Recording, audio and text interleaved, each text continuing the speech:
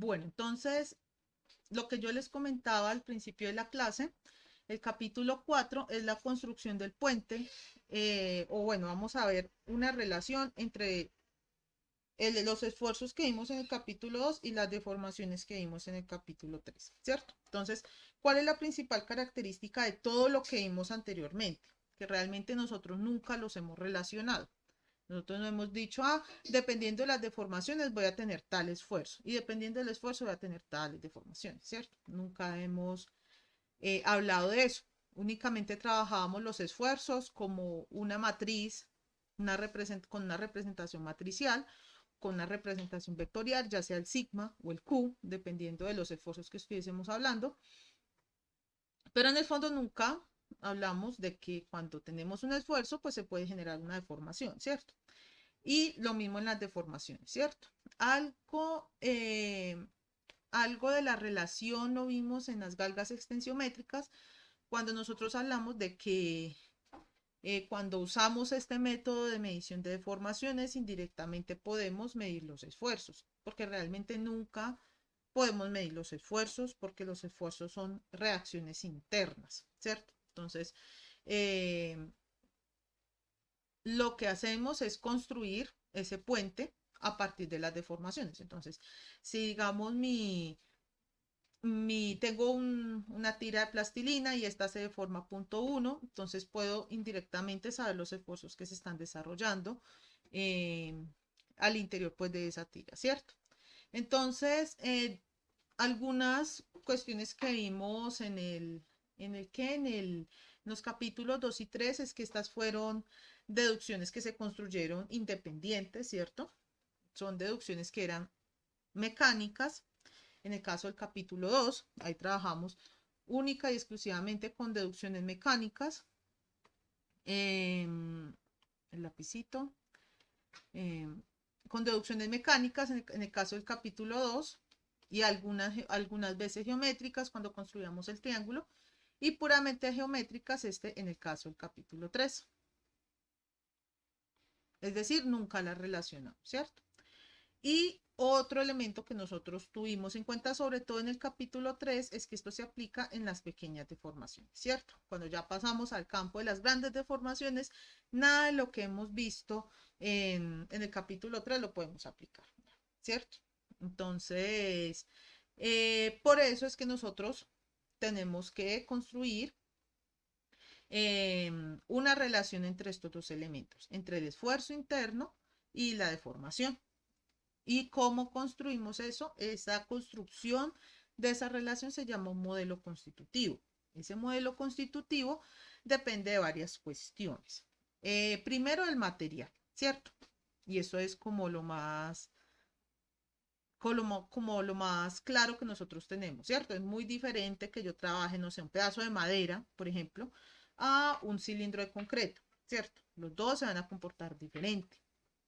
La velocidad de la aplicación de las fuerzas. Esto aquí no vamos a hacer mucho énfasis en la velocidad de la aplicación, pero eso en muchas cuestiones es muy importante. Por ejemplo, cuando ustedes están hablando de sólido en suelos, la velocidad de la aplicación de las fuerzas importa, porque así ustedes van a tener diferentes procesos, ¿cierto? Que por lo menos, pues ustedes eso ya lo vieron en sólidos, en suelos, entonces ya me van a entender un poquito más que la consolidación es diferente a la compactación y todo eso depende básicamente de la velocidad de la aplicación de las fuerzas, ¿cierto? No es lo mismo que una casita esté encima de un terreno, no sé, 50 años, a que construya la casa o instale la casa de una vez, ¿cierto? El comportamiento va a ser diferente. Lo mismo va a pasar, digamos, con los sismos, ¿cierto? Es muy diferente la aplicación de las cargas de uso, ¿cierto? Eso usted ya lo vio en análisis básico, las cargas de uso, que es la carga viva, la carga muerta, bueno, todas esas cargas, que esas cargas son, en el fondo, son cargas lentas, ¿cierto?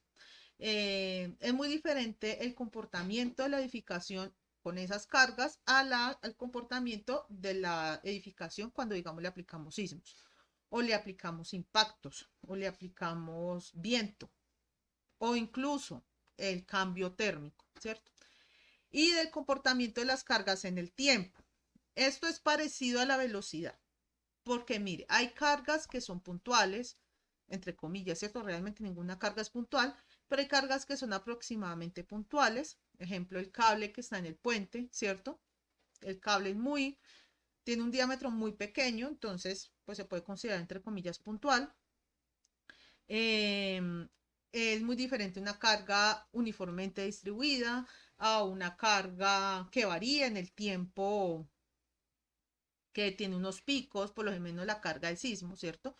La carga de sismo es una carga que tiene, digamos, estas dos características, porque la carga de sismo es muy rápida, ¿cierto? ¿Cuánto una carga de sismo? Máximo 3 minutos, ¿cierto? Y eso pues en los sismos más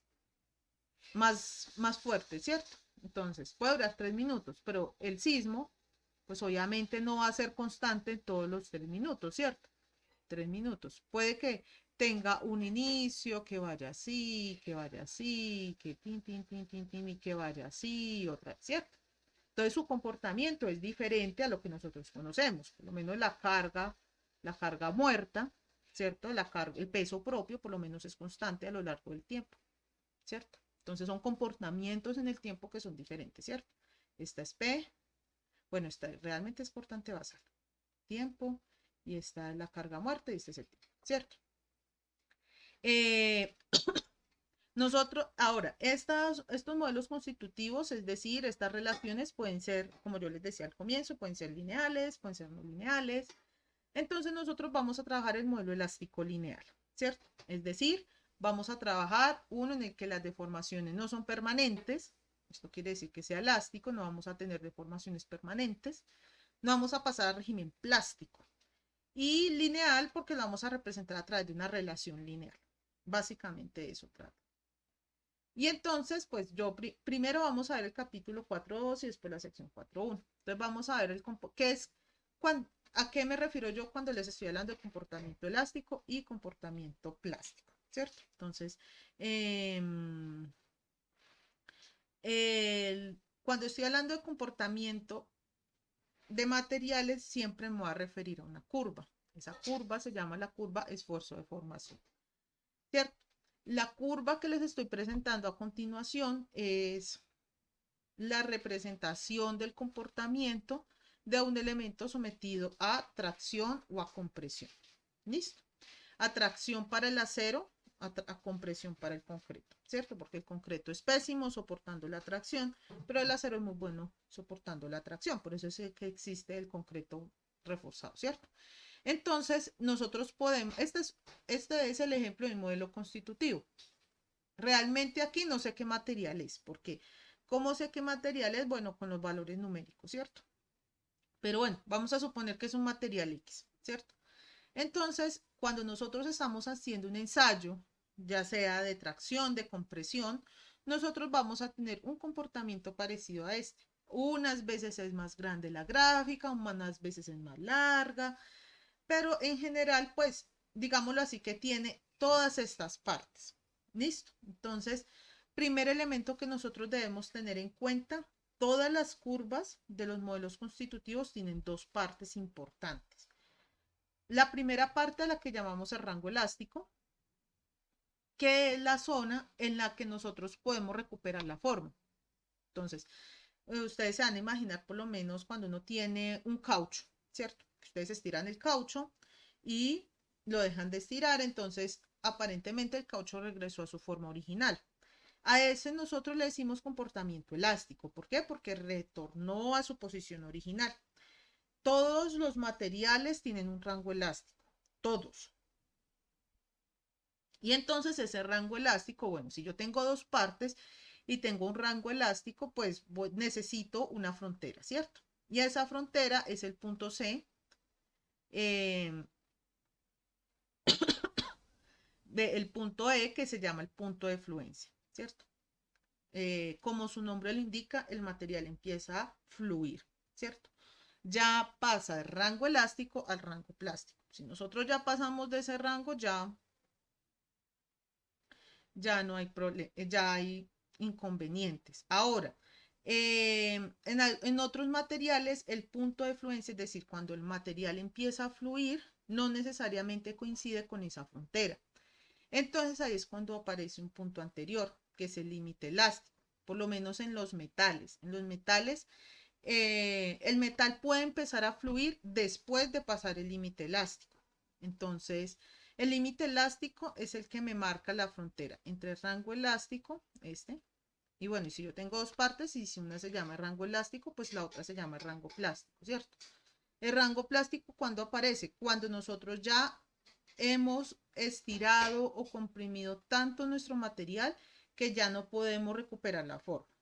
Es decir, por mucho que quitemos la carga, ya no va a haber forma de regresar a esta posición porque sencillamente en esta parte ya están ocurriendo reordenamiento de partículas. Entonces, ahí es cuando ustedes van a observar fenómenos como la disminución de sección, el calor, la aparición de calor, etcétera, ¿cierto?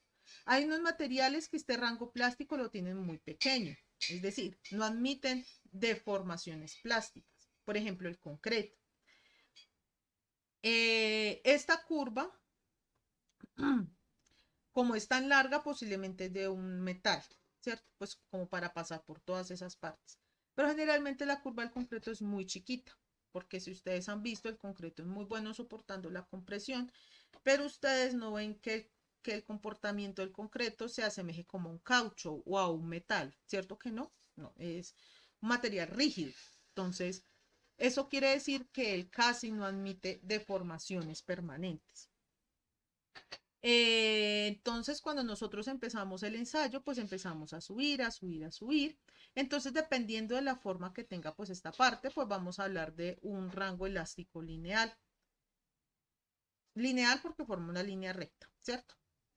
La mecánica de sólidos y casi toda la ingeniería civil se desarrolla en esta parte, casi todo, en esta parte. En el rango elástico lineal, porque a nosotros no nos interesa que nuestras estructuras se deformen, ¿cierto?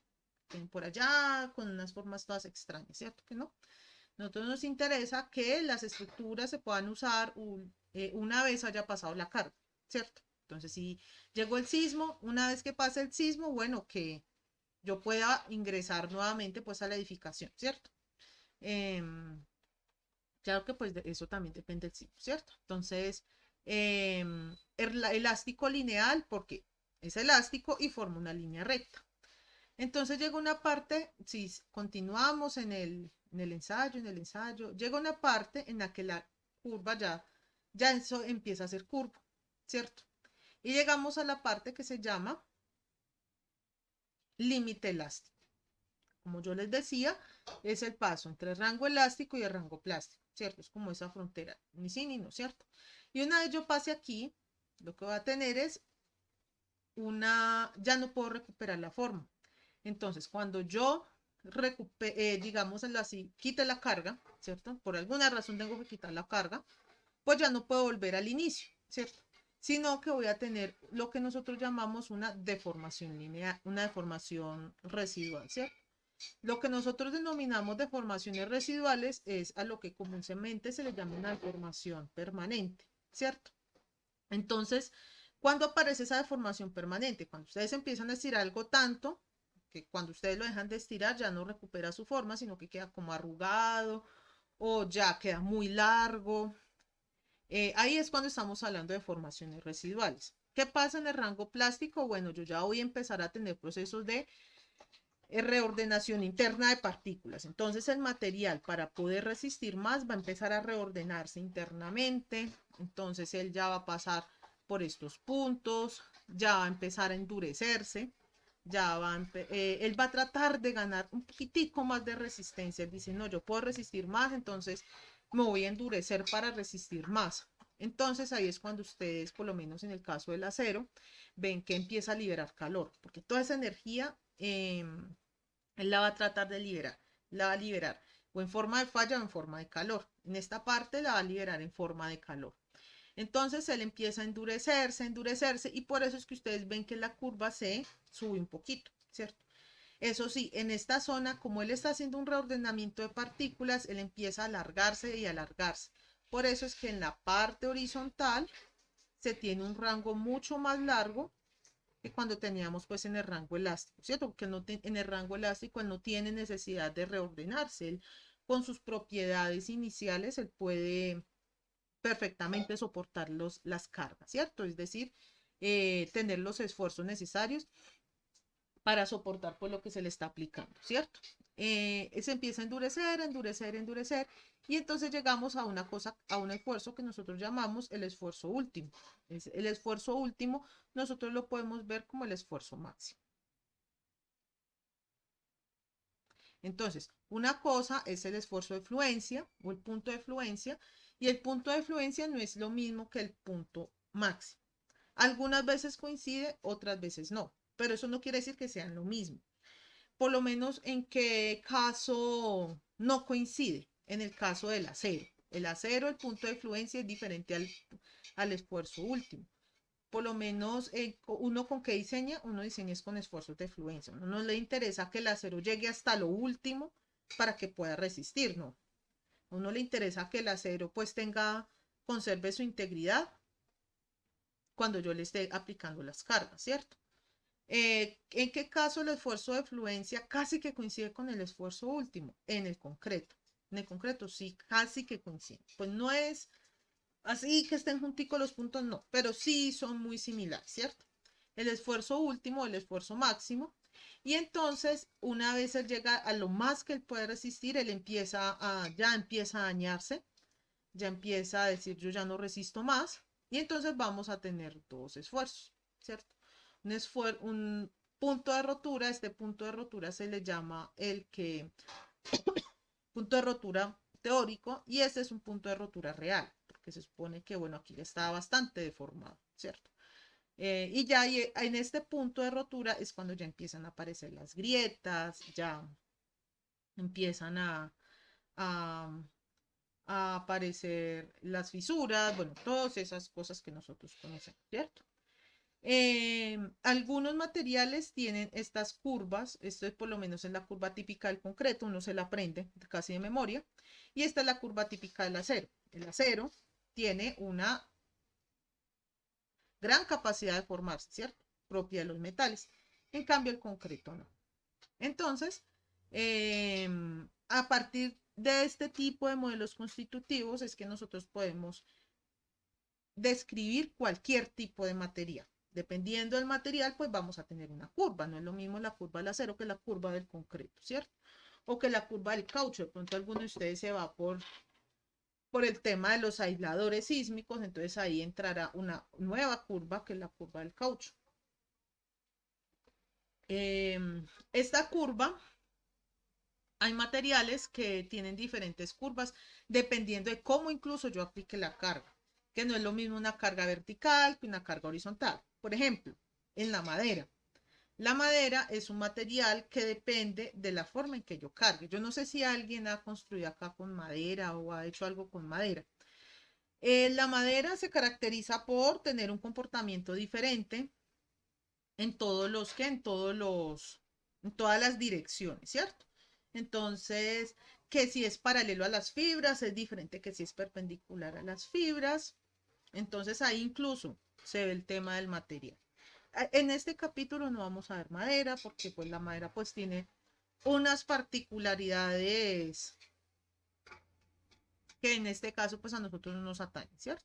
Que la madera, comportamiento de la madera depende de muchas cosas, depende de que si es paralelo a las fibras, que si es perpendicular, que si la madera, que si es un tronco de madera, que si es una madera, no sé, como un MDF, un conglomerado, que la humedad, bueno, muchas cosas, ¿cierto? Eso no lo vamos a ver acá, porque una de las características es que aquí vamos a trabajar con procesos constantes de temperatura. No vamos a tener cambios bruscos de temperatura. ¿Listo?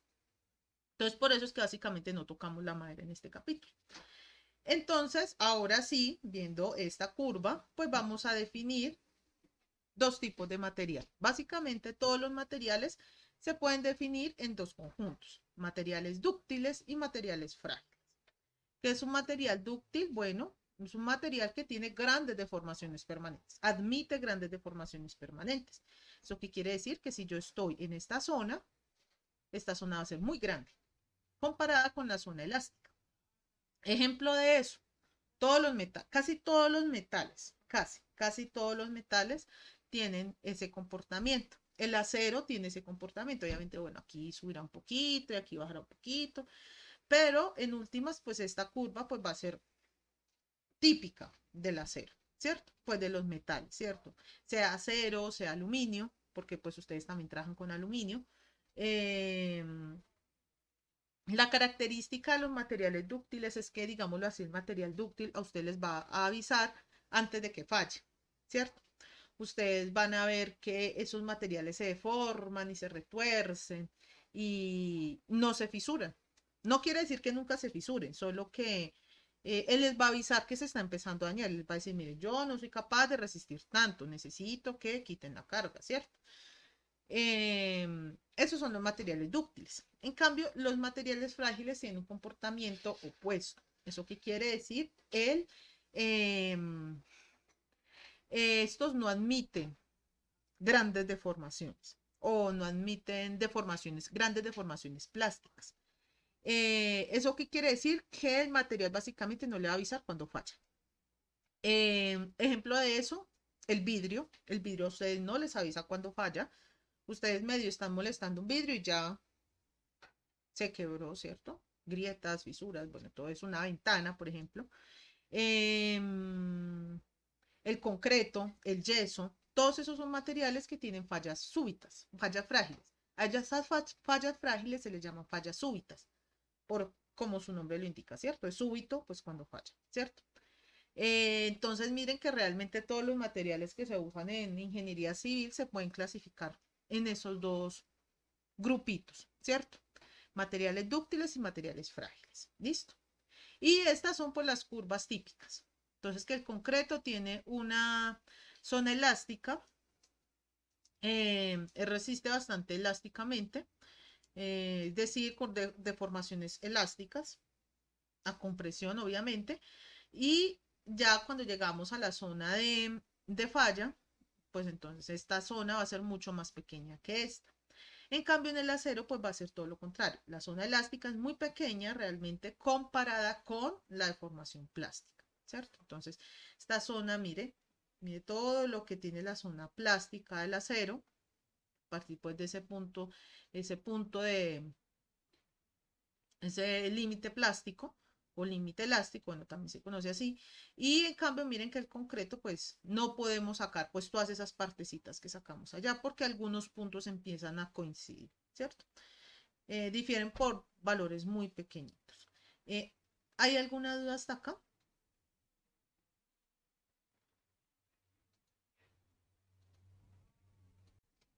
Con la sección 4.3.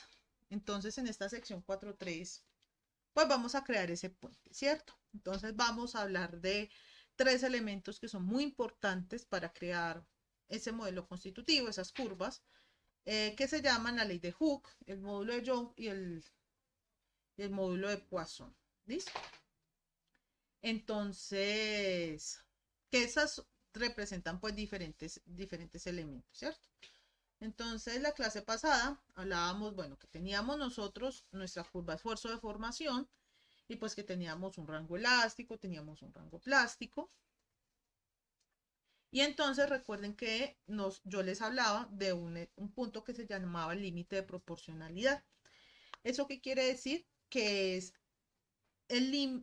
la frontera en donde vamos a tener un comportamiento lineal, ¿cierto? Entonces, como tenemos un comportamiento lineal, pues entonces podemos crear en la curva de esfuerzo de formación, en esa zona del límite de proporcionalidad, pues una relación de proporcionalidad, ¿cierto? Entonces, cuando ustedes vieron por allá en matemáticas, ustedes vieron que yo puedo tener pues diferentes relaciones de proporcionalidad, ¿cierto? Que puede ser directamente proporcional, inversamente proporcional. En este caso, bueno, y otros tipos de proporcionalidad, ¿cierto? Aquí, como la curva está creciendo, ¿cierto? Conforme crecen las deformaciones, crecen los esfuerzos que soporta, pues entonces yo voy a tener una relación directamente proporcional, ¿cierto? Entonces recuerden que las relaciones directamente proporcionales se representaban a partir de elementos de la siguiente forma, ¿ok? que yo tenía, ay, pero yo le cambio el color, de la forma y que es proporcional a alfa por x, ¿cierto? Es decir, conforme crece uno, crece el otro, pero afectado por un factor, ¿cierto? Límite, eso es directamente proporcional. Entonces, en este caso, ese directamente proporcional lo podemos asemejar a una línea recta. Y entonces recuerden que las ecuaciones, realmente la ecuación de la línea recta es y igual a mx más b, ¿cierto? Pero ¿qué pasa? Cuando ustedes inician un experimento para hacerlo de la ley de Hooke y todo esto, generalmente ustedes parten de que no sé, su varilla de acero, su cilindro de concreto, pues no tiene deformaciones iniciales, ¿cierto? Ni tiene esfuerzos iniciales. Entonces nosotros partimos de un estado de referencia, ¿cierto? Un estado 0, 0. Entonces, como iniciamos desde un estado 0, 0, pues el corte con el eje X y con el eje Y pues van a ser 0, ¿cierto? Entonces este B se convierte en 0 y por eso aparece ese Y igual a M por X. Ahora, ¿qué pasa? En este caso, nosotros vamos a relacionar primeramente los esfuerzos generados por las deformaciones en la dirección en X, ¿cierto? Entonces, estos esfuerzos, recuerden que un esfuerzo normal está íntimamente relacionado con las deformaciones normales, ¿cierto? Con las deformaciones longitudinales. Entonces, ¿cómo lo vamos a relacionar con una recta de este tipo? Entonces, ustedes se van a imaginar o van a hacer la relación de que esto es y igual a m por x, donde x es epsilon x y y es sigma x, ¿cierto? Y entonces, ¿cómo llamamos a esta pendiente? A esta pendiente, a esta m, la vamos a llamar el módulo de elasticidad o el módulo de Young. Característica principal, el módulo de Young siempre va a ser positivo, ¿cierto? Entonces, ustedes cuando ven un material cualquiera, pues van a encontrar que este módulo de Young pues es siempre positivo. Yo nunca he visto un módulo de Young negativo, nunca. Y entonces, si un material sigue este comportamiento al inicio, pues dice que tiene un comportamiento de la ley de Hooke, que es el límite de proporcionalidad. Es decir, que tiene un comportamiento elástico lineal. ¿Listo? Hasta ahí, todo claro, ¿cierto? Pero, mm, pero entonces, ¿qué pasa? Espere que esto no me quiere funcionar. Pero, ¿qué pasa? Nosotros vamos a tener un elemento que es, que es muy, que es propio del material, más bien. Cuando, yo no sé si ustedes han visto que cuando uno estira algo, uno lo estira en un sentido y él se va a contraer o a estirar en el otro sentido. Unos materiales típicos a contraer, ¿cierto? Intenten estirar algo, es que no sé cómo mostrarles que se estira algo. Por ejemplo, una bolsa de plástico. Ustedes la empiezan a estirar, a estirar, a estirar y ya se va a empezar a encoger, encoger, encoger. Ustedes la estiran en un sentido y la encogen en otro. Venga, yo miro a ver si puedo encontrar aquí un fenómeno de estos de estiramiento, como para que quede como más claro, pues. em,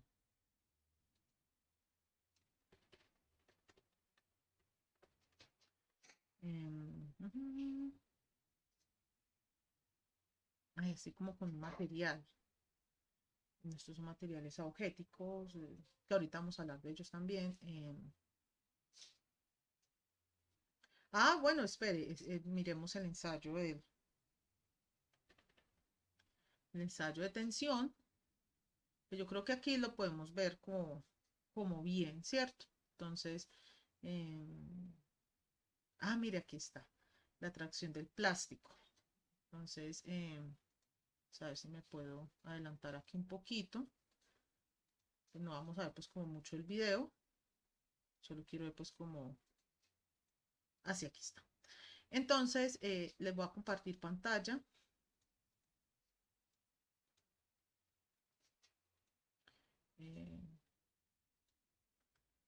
de este ensayo de tracción. Entonces, aquí están traccionando un plástico, que es un material que también se usa mucho. Y entonces miren que mientras yo voy estirando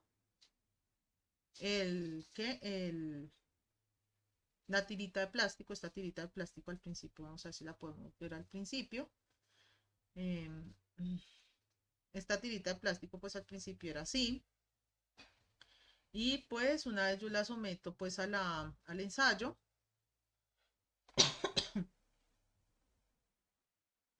pues miren que ella se empieza a alargar en un sentido, pero perpendicular, o sea, se alarga en este sentido, digámoslo Y, pero en el sentido X ella se empieza a comprimir. Se empieza a comprimir y miren que cada vez se va volviendo como más delgadita, ¿cierto? Eh, más delgadita y pues llega la falla, ¿cierto? Entonces eso es el módulo, esa relación en la que qué tanto se contrae en el otro sentido cuando yo la estoy estirando, a eso se le denomina el módulo de Poisson o el efecto de Poisson.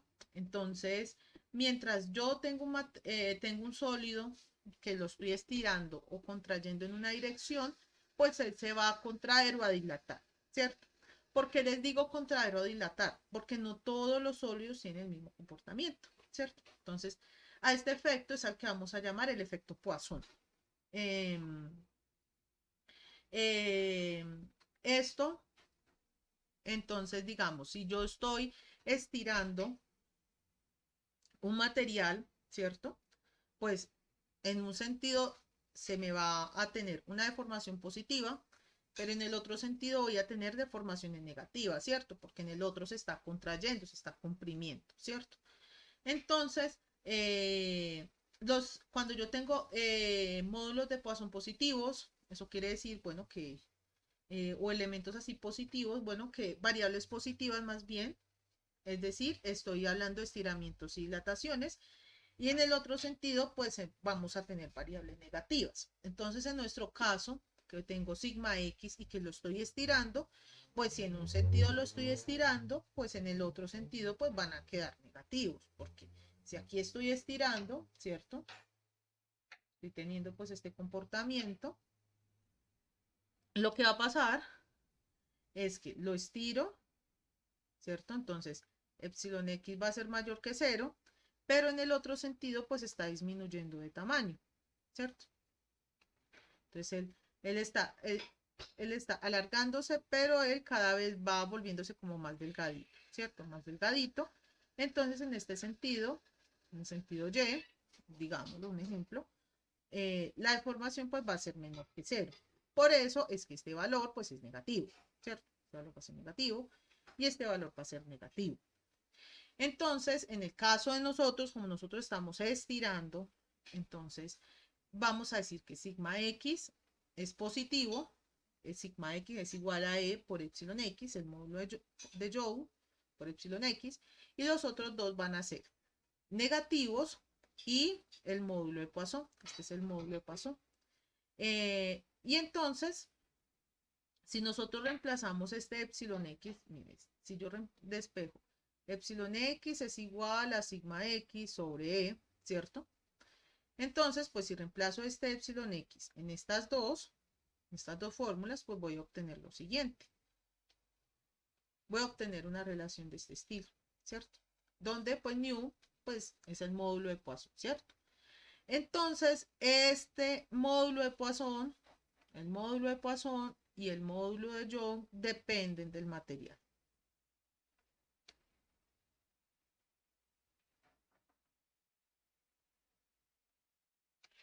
No es lo mismo el concreto que el acero. ¿Listo? Y estos módulos también dependen de otra cuestión que es la temperatura. ¿Dónde podemos ver el tema de la temperatura? Claramente en el tema de los metales. Los metales dependen de la temperatura, ¿cierto? Porque pues en el fondo los metales pues vienen de la fundición, ¿cierto? Entonces que una vez estuvieron en líquido, bueno. Ellos han tenido diferentes variaciones de temperatura, pues a lo largo pues de su proceso de de generación, ¿cierto? Entonces, pues no es lo mismo tener un acero a temperatura ambiente, digamos en Manizales, a 18 o 20 grados, a tenerlo en un incendio, que son 500 grados, ¿cierto? No es lo mismo. Que de hecho, estos módulos cambian drásticamente cuando están en un incendio, ¿cierto? Y el material empieza a fluir. Entonces, como todo esto depende, tenemos elementos que dependen de la temperatura, entonces le tenemos que agregar otras dos condiciones, ¿cierto? Entonces, teníamos la condición de medio continuo, la condición de pequeñas deformaciones y entran otras dos condiciones. Esas dos condiciones son que son procesos isotérmicos, eso quiere decir que todo el tiempo vamos a tener la misma temperatura, no vamos a arrancar como por ejemplo el caso de la puerta que iniciamos a las 6 de la mañana con 15 grados centígrados y al mediodía vamos a terminar con 23 grados centígrados, no vamos a tener cambios de este estilo, todo el tiempo vamos a tener o 23 grados centígrados o 15 grados centígrados, bueno, una temperatura constante. Y otra condición que vamos a tener es que son procesos adiabáticos. ¿Eso qué quiere decir? Son procesos que no tienen intercambio de calor con el entorno, ¿cierto? Es decir, no liberan calor, no reciben calor de otras fuentes de calor, ¿cierto? O sea, no es que estemos mirando, bueno, ¿qué le pasa, digamos, al metal cuando lo pongo a la llama directa, por ejemplo, ¿cierto? Entonces, procesos adiabáticos y procesos isotérmicos. No tenemos variación, ¿cierto? Pues llegará un punto en que diremos, no, eso no es isotérmico, pero pues todavía no hemos llegado a ese punto. Listo. Entonces esas son ya cuatro condiciones. Miren que cada vez que vamos avanzando se agregan más condiciones, ¿cierto? Y entonces vamos a hablar de las deformaciones de un sólido, ¿cierto? Entonces miren que aquí tengo epsilon X, epsilon Y y epsilon Z. Ahora ustedes dirán, bueno, pero ¿por qué solamente tengo epsilon X, epsilon Y y epsilon Z? Miren que cuando yo estoy hablando del estiramiento, ¿cierto? Y yo tengo a mi epsilon X, aquí tengo a mi epsilon, no, bueno, al revés, para que no quede como tan raro. La profesora hablando ahí de epsilon X se me pone vertical, ¿cierto?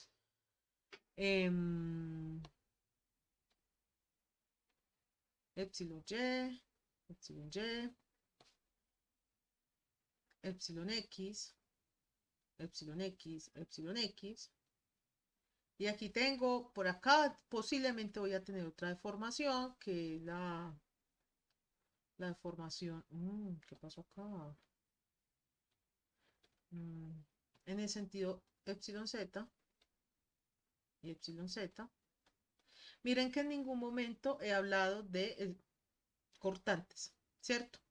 Porque en el fondo yo no estoy distorsionando. Miren que yo estoy alargando, contrayendo, pero yo no estoy volviendo mi rectángulo en un rombo en ningún momento. ¿Ustedes cómo se pueden imaginar una deformación angular? En el cambio de las formas, ¿cierto? Que de cuadrado pasa a rombo, de, de triángulo pasa a otras cosas, bueno, así. Pero miren que a pesar de que yo estire o contraiga mi material, realmente no le estoy cambiando la forma, ¿cierto? O sea, está quedando más alargado, sí, claro, más alargado en un sentido y más corto en el otro, claro, pero en el fondo sigue siendo rectángulo, ¿cierto? O sea, es un rectángulo más grande, pero sigue siendo rectángulo, ya no se convirtió en un rombo, por ejemplo. Entonces, por eso es que nosotros acá, miren que nunca vamos a considerar por ahora las deformaciones angulares. Entonces, en este caso, bueno, para epsilon X, recuerden que si yo estiro en un sentido, contraigo en los otros. Entonces, estiro en el sentido de epsilon X y contraigo en los otros. ¿Cuánto contraigo? Menos nu, ¿cierto? Porque es el efecto contrario. Si yo estiro, en el otro se contrae. Si yo contraigo, en el otro se estira, ¿cierto? Si tenemos solamente a sigma y, digamos que ya no voy a aplicar sigma x, sino a sigma y. Entonces, en el sentido de y, se va a estirar. Pero en los otros sentidos se va a contraer. ¿Cuánto se va a contraer? Menos nu, ¿cierto? Y si tenemos a sigma z, pues en el sentido de z se va a estirar, pero en los otros sentidos se va a contraer, ¿cierto? Entonces, aquí tenemos como si le hubiese aplicado los tres esfuerzos, ¿cierto? Pero de manera separada. Recuerden que aquí estamos hablando de la región elástica lineal. Por eso es que yo puedo hacer esa gracia. Si no, no la podría hacer, ¿cierto? Y entonces, miren que cuando yo hice esto, miren que aquí yo dije, mire, si sometemos a un sólido solamente un esfuerzo sigma X, si sometemos solamente a sigma Y, y si sometemos solamente a sigma Z, pues yo qué voy a tener? Voy a tener esto, voy a tener esto y voy a tener esto. Pero ¿qué pasa? Nosotros posiblemente vamos a tener casos, por lo menos en el taller, en el que le aparecen los tres, ¿cierto? Sigma X, sigma Y, sigma Z. Entonces, ¿qué pasa? Vamos a aplicar un principio aquí que se llama el principio de superposición. Entonces, el principio de superposición lo que me dice es que si yo tengo estos tres efectos, tengo estos tres elementos, pues el efecto va a ser el mismo a que si yo los aplicara todos juntos. Entonces, que yo aplique sigma X, sigma Y, sigma Z y sume todos sus efectos, va a ser igual a que si yo lo hago todo al mismo tiempo. Entonces, ¿qué hago en este caso? Vamos a aplicar en el principio de superposición, ¿cierto? Entonces, voy a hacerlo para el epsilon X y de tareita les queda pues los otros ejemplos, ¿listo? Entonces, para el eje X, bueno, ya lo tenía hecho en la clase pasada. Entonces, vamos a sumar el efecto de sigma X, de sigma Y y de sigma Z, ¿cierto? ¿Qué efecto me provocaron estos en el eje X? Bueno, ellos me generaron un epsilon X, un epsilon X, un epsilon X, ¿cierto? Yo no he mirado hasta ahora qué tan diferentes son, ¿cierto? Solamente sé que cada uno me genera un epsilon X, ya sea de forma directa, por el estiramiento, o digámoslo así, de forma indirecta, por el efecto Poisson, ¿cierto? Entonces, ¿yo qué hago? Sumo todo eso por el principio de superposición, entonces miren que dependiendo pues del caso que yo estoy tratando, pues voy a tener diferentes valores de épsilon y simplemente pues hago operaciones matemáticas y voy a llegar a esta formulación, ¿cierto? Agrupo el E y pues cojo factor común al módulo de Poisson y ya está, ¿cierto? Y entonces voy a tener epsilon X, voy a tener epsilon Y y voy a tener a epsilon Z. Esto es en el eje X, en el eje Y y en el eje Z. Y estos son el modelo constitutivo para deformaciones lineales. ¿Listo? Entonces, hasta ahora tenemos deformaciones lineales. ¿Hay alguna duda hasta acá?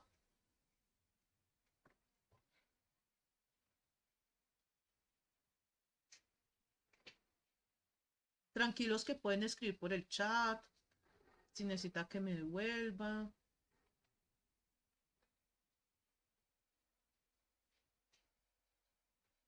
Profe, no entendí esta parte.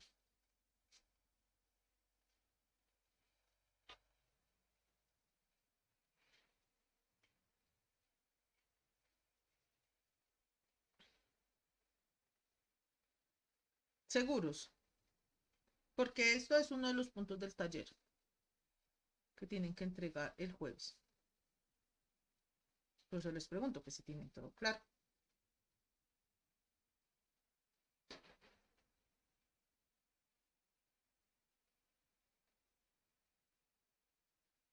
Bueno, listo. Entonces, vamos a continuar. Y entonces el tema que vamos a ver a continuación sí es nuevo. Bueno, otra cosa. ¿Todos los materiales van a tener el mismo comportamiento? No. Y ejemplo de eso son los materiales augéticos. Los materiales augéticos, hay unos que se presentan pues de forma natural, pero pues hay otros eh, que se presentan eh, desarrollados en el laboratorio, por así decirlo, ¿cierto? Entonces, por lo menos, ¿dónde es que? Bueno, miremos a ver para que quede un poquito más claro, ¿cierto? Entonces, cuando nosotros hablamos de módulos de coeficientes de Poisson, nosotros vamos a tener que los coeficientes de Poisson, pues digámoslo así, se van a comportar ¿qué? Como en un rango, ¿cierto? Generalmente los módulos de Poisson, eh, dependiendo del material, espere que yo busque aquí donde está la tabla. Estoy buscando una tabla que dependiendo del material, pues vamos a tener diferentes módulos de Poisson, ¿cierto? Entonces, aquí está. Una ventana, módulo de Poisson. Listo. Entonces, dependiendo del material, pues yo voy a tener diferentes módulos de Poisson, ¿cierto? Entonces, por lo menos el corcho casi no se deforma, ¿cierto? Yo no sé si ustedes han visto cómo se comporta un corcho, que eso, digámoslo así, es la ventaja del corcho. El corcho casi no se deforma lateralmente, o sea, yo lo estoy comprimiendo y él casi no se deforma lateralmente. Mientras que el caucho, bueno, si ustedes alargan un caucho, eso se empieza, no sé si ustedes han cogido una moña, ¿cierto? Una bambita de coger el pelo. Ustedes lo estiran y él se empieza a poner más delgadito y más delgadito y más delgadito, ¿cierto? Entonces, dependiendo del material, pues vamos a tener diferentes módulos de Poisson, ¿cierto? Como yo les había dicho anteriormente.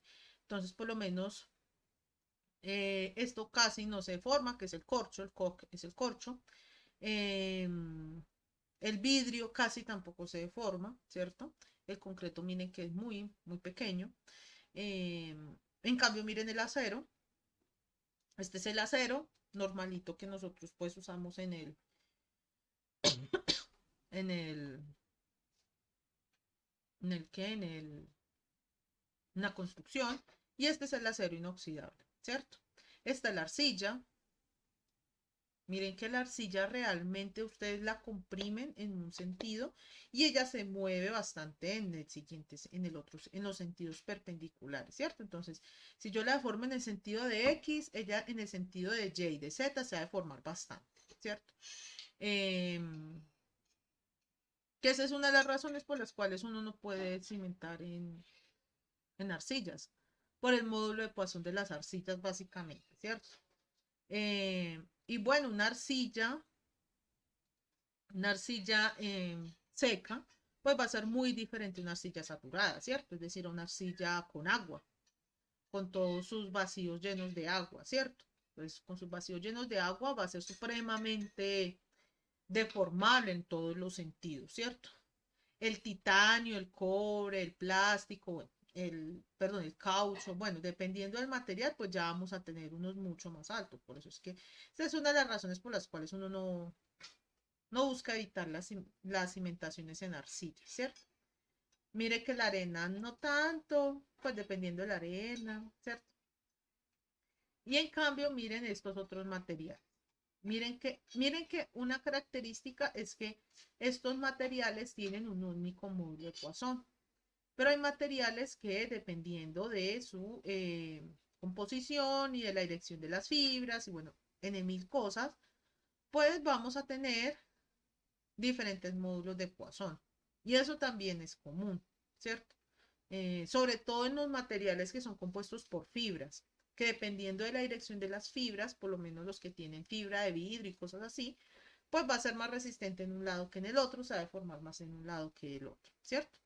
Y los módulos de Poisson negativos, que son los que se hallan más que todo pues en la industria, ¿cierto? Y no solo en la industria, también en la medicina, bueno, cosas así, ¿cierto? Entonces, ejemplo de eso les voy a mostrar aquí. Creo que en la clase pasada se los mostré, pero de todas maneras, pues se los voy a mostrar acá, ¿listo?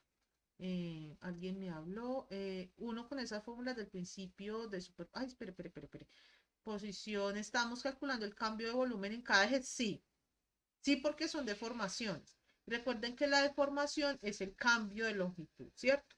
Y si yo multiplico esos tres cambios de longitud, pues voy a tener pues un volumen, ¿cierto? Ya lo vamos a ver un poquito más a fondo explicando el ejercicio. ¿Listo? Pero sí, básicamente con esas tres fórmulas del principio es que se halla. Entonces, ¿dónde es que está ese? Authentic Materials. Mm,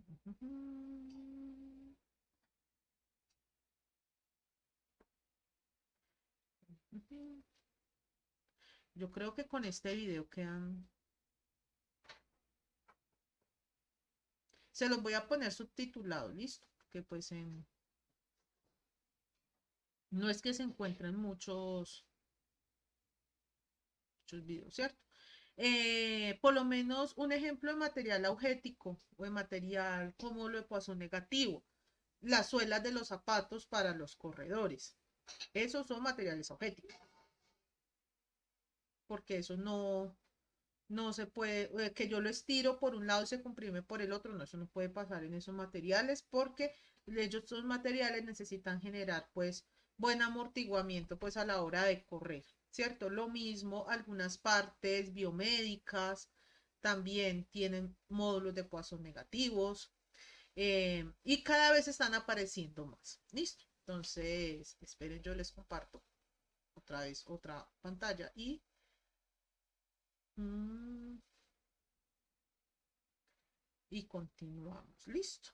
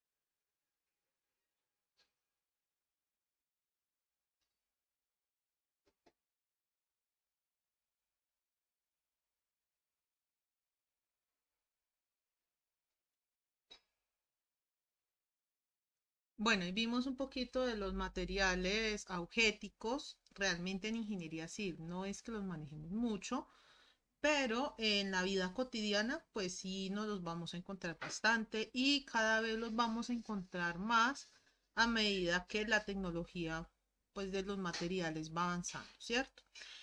También se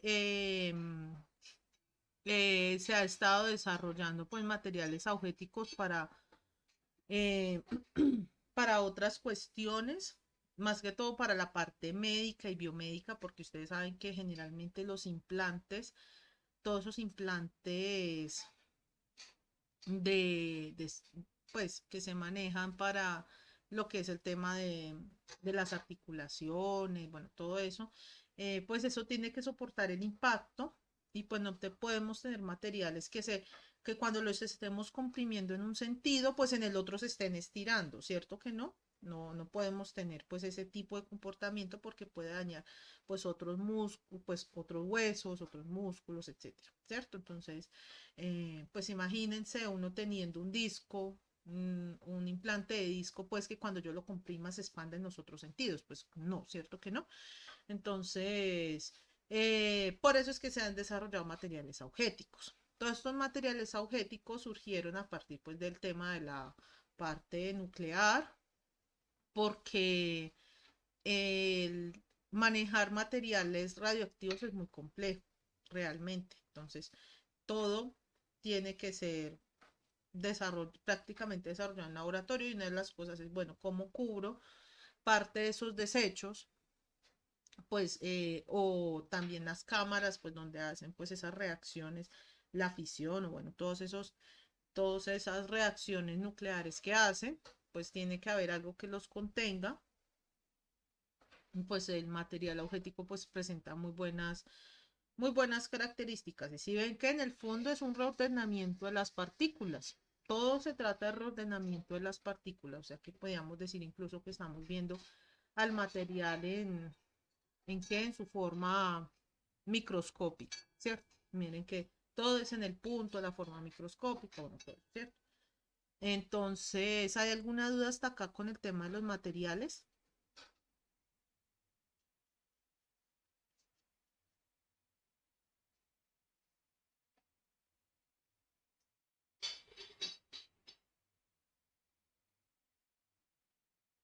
¿No? Bueno, espero que no, ¿cierto? Entonces, vamos a continuar. Eh, con el siguiente punto que son las deformaciones tangenciales. Realmente nosotros sometemos los elementos a deformaciones tangenciales, no. De hecho, cuando nosotros necesitamos saber módulos de corte, deformaciones angulares, deformaciones tangenciales, esfuerzos tangenciales, todo eso, eso se trata realmente con ensayos que se llaman de tracción indirecta, porque en el fondo lo que estamos haciendo es estirando en un sentido que no es el que nosotros esperaríamos estirarlo, porque nosotros cómo esperaríamos estirar esto, supuestamente. Nosotros lo podríamos estirar de la siguiente forma, hacia acá, ¿cierto? Así, ¿cierto? Que miren, yo siempre como les dibujo el cuadradito y como les dibujo por la parte del estiramiento, ¿cierto? Pero entonces nosotros decimos, no, no, no, nosotros lo vamos a estirar en las esquinas. Entonces, por eso es que realmente nosotros hablamos de sigma X y de sigma Y de sigma Z, ¿cierto? Y tau X, Y, Z, que realmente nosotros lo que estamos aplicando es un estiramiento. Pero ese estiramiento lo vamos a llamar tau. y vamos a asumir que lo vamos a deformar, ¿cierto? Entonces vamos a generar una deformación angular a partir de una tracción. Es por eso es que se llama, ese ensayo se llama tracción indirecta. Vamos a ver si lo encuentro acá. Indirecta. Un video. Un video. Sí, aquí está. Que lo llaman también el ensayo brasilero. Ya les vamos, este video es muy largo, no, es de 1 minuto nada más. Que es el ensayo, también lo llaman el ensayo brasileño. Pues yo lo conozco es como el ensayo de tracción indirecta, pero pues también se conoce así. Yo creo que ustedes ya lo vieron en análisis básico, porque es uno de los ensayos que se le hacen a los materiales. Y si no, pues aquí se los presento. Entonces, cuando yo les presenté el tema del ensayo de los materiales, recuerden que yo les ponía un cilindro. Entonces, esperen, miremos aquí a ver si lo cilindro mm,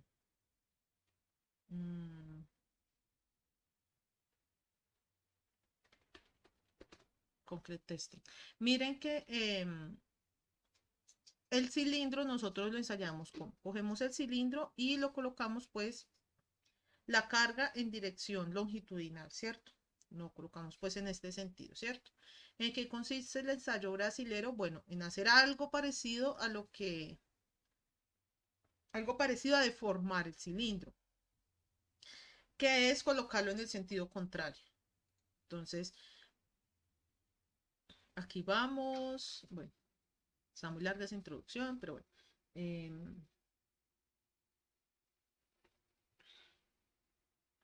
Y básicamente ese es el ensayo de tracción que se le hace al concreto. Porque se dice, no, pero ¿por qué no se le hace lo mismo que al acero? Yo no veo como muy factible coger este cilindro y estirar realmente. Entonces lo vamos a someter a un ensayo de tracción indirecta.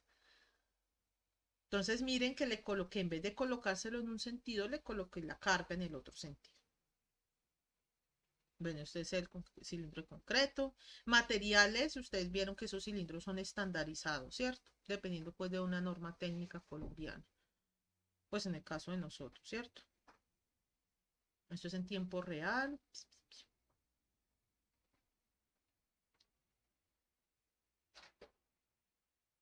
Entonces miren que ahí puedo saber, bueno, la forma en que va a fallar un concreto a tracción, ¿cierto? Que es como una compresión, pero en el otro sentido. Miren cómo se va. Es un material frágil, mire que casi no se deforma. Entonces aquí, digámoslo así, que comprobamos la teoría del 4.1 y el 4.2. Y miren esa curvita. ¿Se acuerdan de la curva que nosotros habíamos visto el concreto en la clase pasada? Que era como por acá y bajaba. Pues miren que la del concreto a tracción es mucho más pequeña. Se dice que el concreto resiste a tracción la 10ª parte de lo que resiste a compresión. Esa es como la relación que se sabe, ¿cierto? Eso siguió. Dejar de tapar. Listo. Entonces, ese es el ensayo del que nosotros vamos a hablar ahorita. Pues yo no voy a detallar mucho en el ensayo porque pues, ese no es el objetivo de la materia, ¿cierto? Entonces, pues eso ya lo ven en análisis básico. Entonces, lo sometemos a cargas de ese estilo. Entonces es como si cogiéramos al cilindro y lo comprimiéramos en un sentido y lo comprimiéramos en el otro sentido, ¿cierto? Pero no en el sentido de la compresión normal, sino digámoslo así, lateralmente, ¿cierto? Algo así hacemos acá. Entonces, con esos estiramientos lo que vamos a lograr pues es una deformación tangencial, entre comillas, porque vamos a lograr nuestro objetivo, que es convertir nuestro cuadrado en un rombo, ¿cierto? Entonces, saco un pedacito, bueno, considero un elemento que es un rombo, ¿cierto? Y le saco un pedacito, un triangulito, y entonces a ese triangulito que le estoy aplicando, pues tau en un sentido, tau en el otro sentido, un tau n y un sigma n. Esto viene en la teoría del capítulo 2, ¿cierto? Recuerden que por acá salió un vector llamado el vector Q, ¿cierto? Vector Q, y ese vector Q está compuesto por dos elementos, sigma n y tau n, ¿cierto? a 45 grados. Esa teoría nos suena como conocida, ¿cierto? Aplico las fórmulas de sigma n y tau n, teniendo en cuenta que teta es igual a 45 grados, porque miren, si esto es 45 grados, ¿cierto? Entonces, en este caso, pues voy a tener lo siguiente. Si yo tengo 45, este ángulo, ¿cuánto vale? ¿Cuánto vale coseno al cuadrado de 45 más seno cuadrado? Este seno cuadrado, ay, ¿dónde está? Ay, es que me perdí aquí, listo. Si yo tengo esto, vamos a aplicarlo en esta fórmula del principio, que es como más fácil, ¿cierto? Si yo tengo sigma x más sigma y sobre 2, sigma n es igual a sigma x más sigma y sobre 2 más sigma x menos sigma y sobre 2 más tau xy seno de 2 teta. Ah, bueno, aquí me falta el coseno, ¿cierto? Coseno de 2 teta. Si yo tengo esto, entonces, ¿cuánto es seno de 2 teta? Esto sería sigma n es igual a sigma x más sigma y sobre 2 más sigma x menos sigma y sobre 2 por, recuerden que teta es igual a 45 grados. Entonces será coseno de 90 más tau xy seno de 90. ¿Cuánto me da eso? ¿Cuánto me da coseno de 90 grados?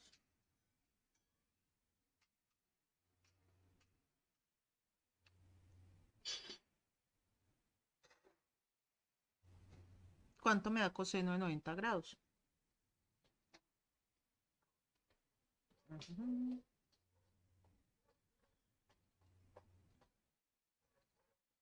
0 grados, sí. Se ve 0, sí.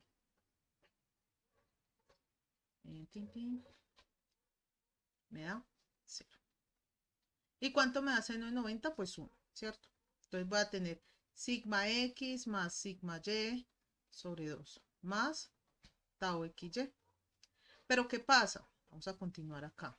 Recuerden que acá había hecho unas suposiciones, que sigma x era igual a menos tau, sigma y era igual a menos tau. A menos tau. Y tau xy es igual a 0, ¿cierto? Entonces, en este caso, yo voy a tener lo siguiente.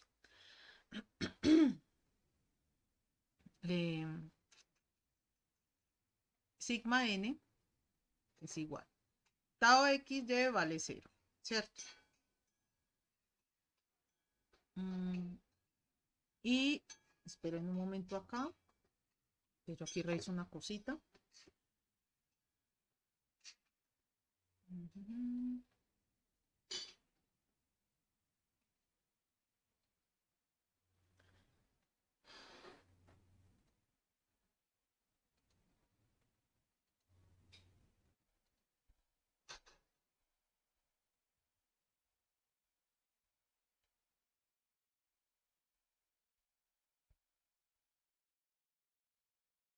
Es que aquí lo copié mal, disculpe.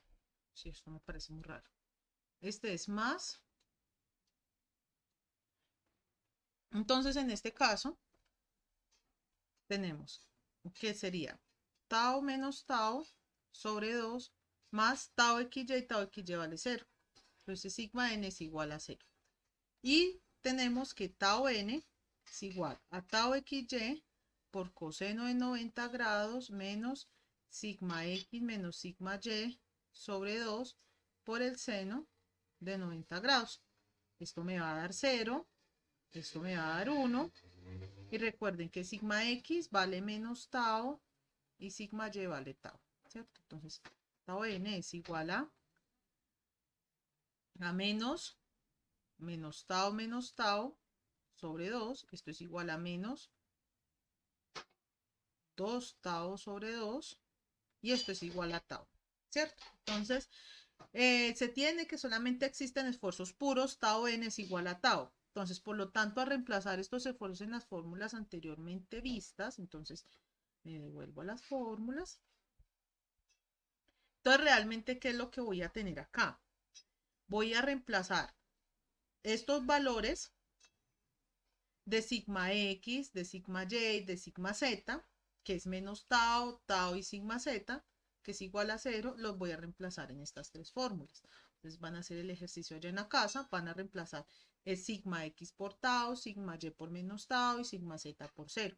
Y a reemplazar todo eso, pues voy a obtener estas formulaciones. Epsilon X y epsilon Y. ¿Por qué las pude reemplazar? Porque en este caso yo estoy aplicando sigma X, sigma Y, sigma Z. Si estuviera aplicando tau X, Y, no lo habría podido hacer. Entonces, cuando yo estoy aplicando esos esfuerzos, pues en últimas todo eso se me va a deformar, ¿cierto? Ese rombo ya va a adquirir una forma alargada. Y entonces esos 45 grados que yo tenía por acá, pues ya se van a convertir en otro ángulo, ¿cierto? Más pequeño, más grande, no lo sé. En otro ángulo, ¿cierto? Y entonces este lado, ¿cuánto se va a deformar? Si yo tengo que yo inicié con una deformación L, ve con una longitud L, que es mi longitud inicial,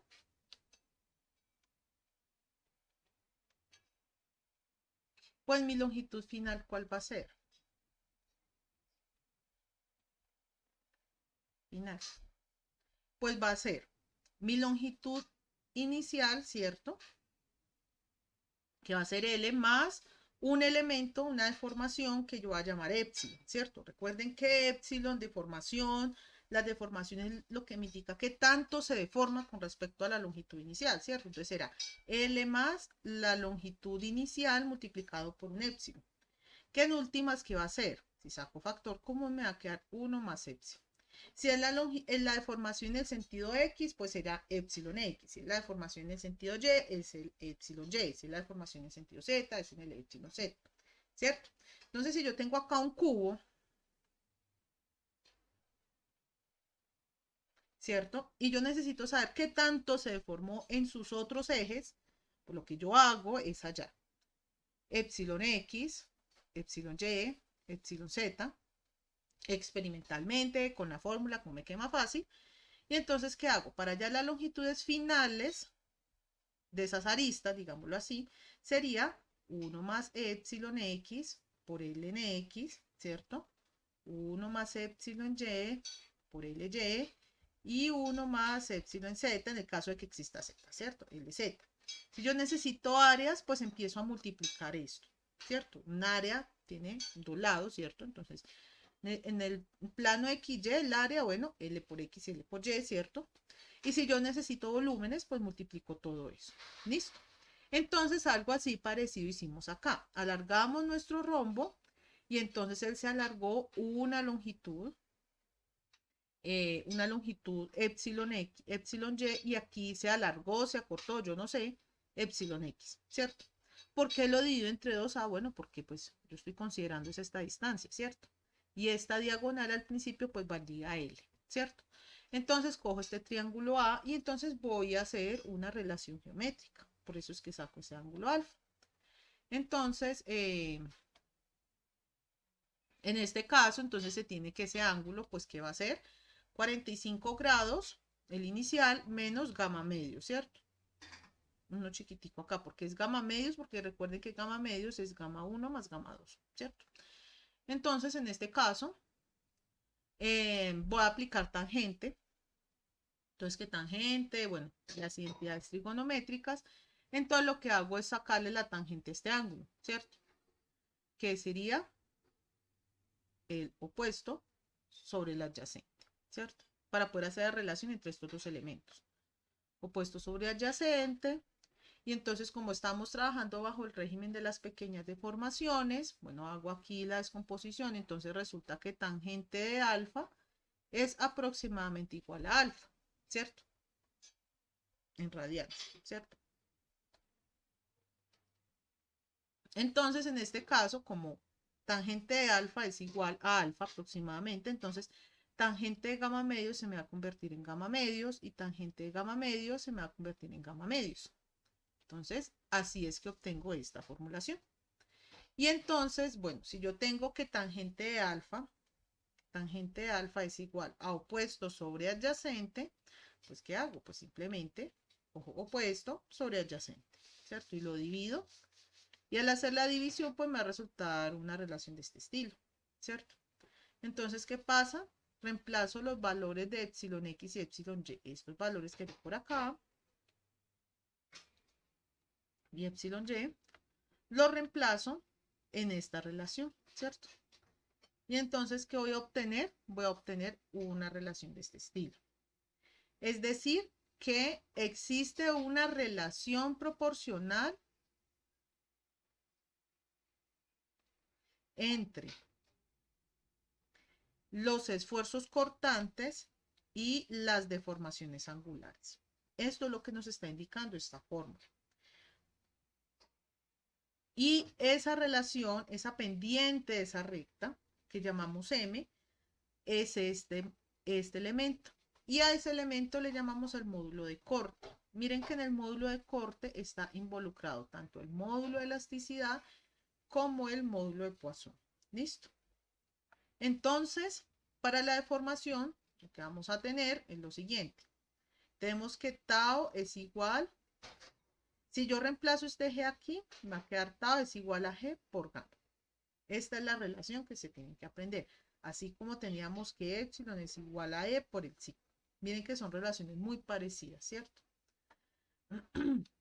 Entonces, para la deformación angular se tiene lo siguiente. Para gamma XY es igual a 1 sobre G tau XY. Gamma YZ es igual a 1 sobre G tau YZ. Y lo mismo con el XZ, ¿cierto?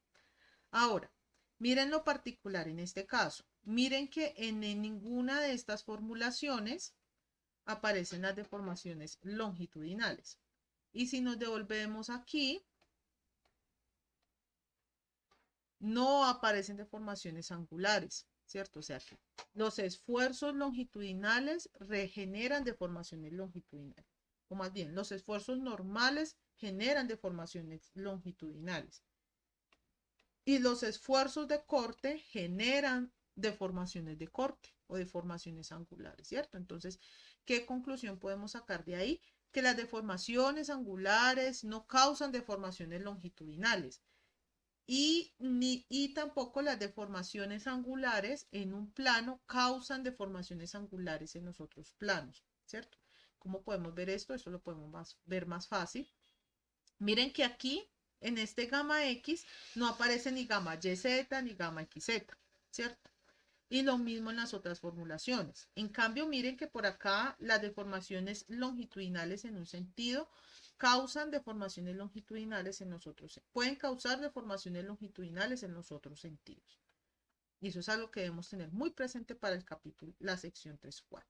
Ahora, yo puedo reemplazar todos esos valores, ¿cierto? Recuerden que serán unas fórmulas súper largas, que estas son las 3 fórmulas de deformación longitudinal. Y estas son las 3 fórmulas de deformación angular. Y todas esas yo las puedo resumir en la ley de Hooke para materiales isotrópicos. ¿Por qué isotrópicos? Porque yo tengo un módulo de elasticidad en todas las direcciones, un módulo de Poisson en todas las direcciones. Eso se llama isotropía, que es el concreto, el acero, bueno, casi todos los materiales son isotrópicos. Un ejemplo de material anisotrópico, la madera. Entonces, estas fórmulas, por lo menos en la madera, no se aplican. Entonces, todo esto lo podemos resumir en estas fórmulas donde G es el módulo de corte, que ya lo vimos anteriormente,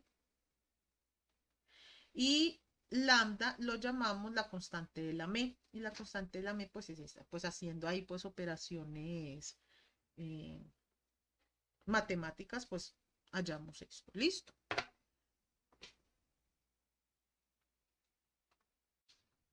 Bueno, entonces el ejercicio 4.10 dice lo siguiente. Compartamos toda la pantalla de una vez. Entonces dice lo siguiente. Considere el sólido mostrado en la figura 4.24. Figura 4.24, ¿cierto? Este sólido está hecho un material para el cual el módulo es el módulo de elasticidad es 6.5 y el módulo de Poisson es 0.35 y está sometido a una carga sigma x igual a menos 20 kilopascales. No se les olviden, por favor, las unidades. ¿Listo? ¿A cuánto equivale un kilopascal? ¿A cuánto equivale un megapascal? Porque dependiendo de eso les dan resultados diferentes. ¿Listo? A un esfuerzo sigma y de magnitud no especificada. Entonces se pide determinar la magnitud del esfuerzo sigma y para el cual el cambio de altura del bloque es cero, el correspondiente cambio del área de la cara superior del bloque y el cambio de volumen del sólido, ¿cierto? Entonces pues vamos a iniciar con lo siguiente. Vamos a tratar, yo les voy a explicar cómo lo pueden resolver. No se lo voy a resolver, pero les voy a explicar cómo lo pueden resolver. ¿Listo? Entonces aquí les dice. La magnitud del esfuerzo sigma y para el cual el cambio de altura del bloque es cero. Entonces, ¿la altura del bloque cuál es? ¿En qué eje está? Alguien que me responda, por favor.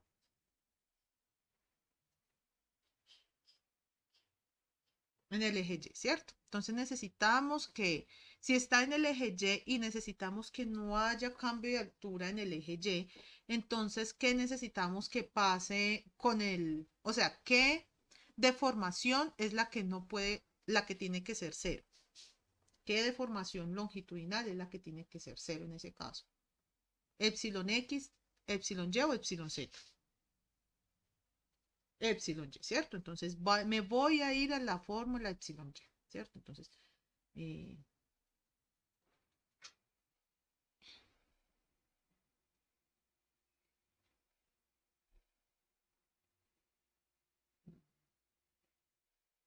¿dónde está esa fórmula? No, esto es extensión plana.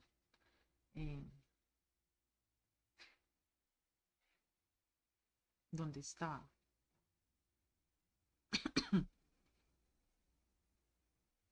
¿Dónde es que está? Oh, ya casi. Ah, ya.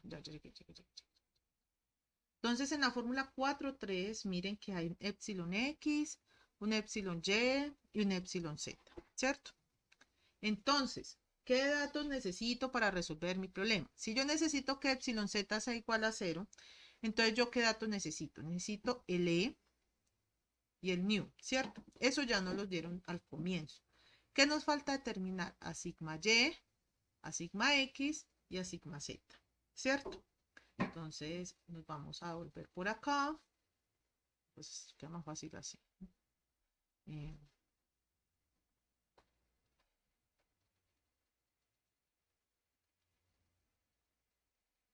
entonces nos dicen, necesitamos que esa deformación, entonces, pero ¿por qué quedó por acá? No, en el primero. Primero. Sí, estoy grabando. Entonces, necesitamos que epsilon X sea igual, que epsilon Y sea igual a 0, ¿cierto? Porque necesitamos, uy, eso como escribe feo, que la altura no cambie, ¿cierto? Borremos este para que quede una vez bien hechecito, ¿cierto? Entonces, tenemos a sigma X, que ¿cuánto vale? Menos 20 kilopascales, ¿cierto? Tenemos a sigma Y, que quién sabe cuánto vale, ¿cierto? Y entonces vamos a mirar sigma Z. ¿Qué pasa con sigma Z? Si nosotros nos vamos, miren que en el dibujito que aparece dibujado, aparece el esfuerzo en la dirección Y y el esfuerzo en la dirección X. Pero que no aparece dibujado. No aparece dibujado el esfuerzo en la dirección Z. ¿Eso qué quiere decir? Bueno, eso como que quiere, cuando ustedes no les dibujen algo o no se los especifiquen o no hagan un énfasis en ese esfuerzo, ustedes asuman que eso es igual a 0. ¿Listo? Es igual a 0. Tenemos a E y tenemos a nu, ¿cierto? Entonces, ¿qué nos están pidiendo? Tenemos que hallar el sigma Y de tal forma que este épsilon sea igual a 0. Entonces, yo tengo la fórmula de épsilon Y, que es igual a 1 sobre E, que multiplica epsilon Y más nu, creo que es más, ¿cierto?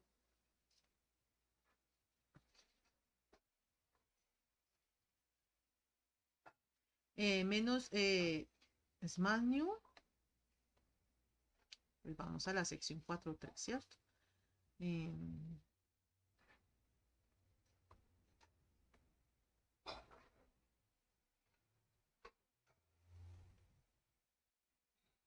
Es menos, va a ser menos.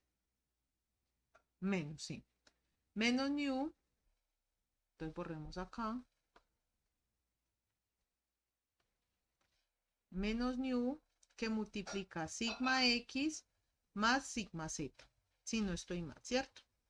Ya tienen así, ya tienen cuánto tiene que valer epsilon y. Epsilon y tiene que valer 0. Entonces esto es igual a 1 sobre e de epsilon y menos sigma, menos nu que multiplica sigma x más sigma z, ¿cierto?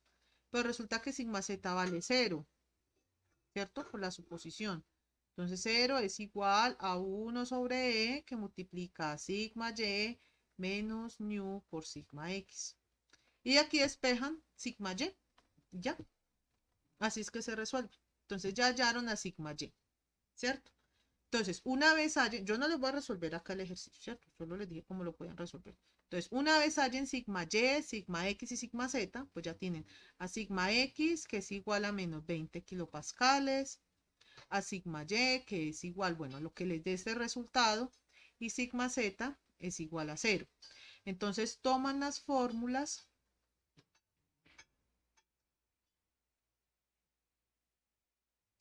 4.3 del libro y hallan epsilon x, que no sé cuánto valdrá, epsilon y, que es igual a 0 por la suposición que hicieron acá, y epsilon z, que yo no sé cuánto valdrá, ¿cierto? Ahora, ustedes tienen un cubo, ¿cierto? Ustedes me van a creer que esto es un cubo. Entonces, como tienen un cubo, entonces la variación de la cara, del lado más bien, del lado X, pues va a ser el L final, va a ser igual a L, que multiplica a 1 más X, ¿cierto? Lo que yo les expliqué ahorita. La variación del lado Y va a ser L final X, L final Y, pues va a ser igual a ¿qué? Al L en Y por 1 más epsilon Y, ¿cierto? Pero pues ustedes ya saben cuánto les tiene que dar eso, ¿cierto? Porque no varió de altura. Y la variación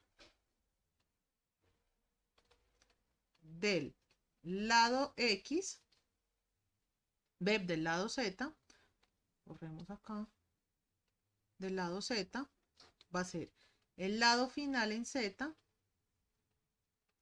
va a ser igual al lado en Z por 1 más epsilon en Z. ¿Listo? Entonces, ¿cuál va a ser el volumen final? Bueno, entonces, ¿cuál es el volumen inicial? Inicial, pues va a ser lado X por lado Y por lado Z, ¿cierto?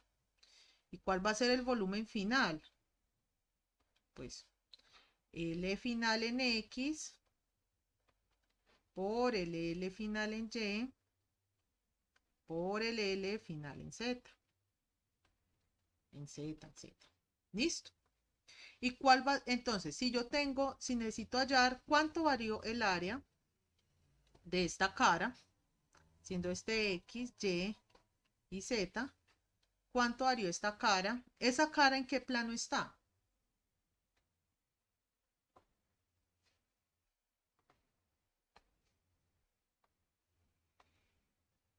Está en el plano XY, está en el plano XZ, está en el plano YZ. ¿En cuál plano está? En el plano XZ, ¿cierto?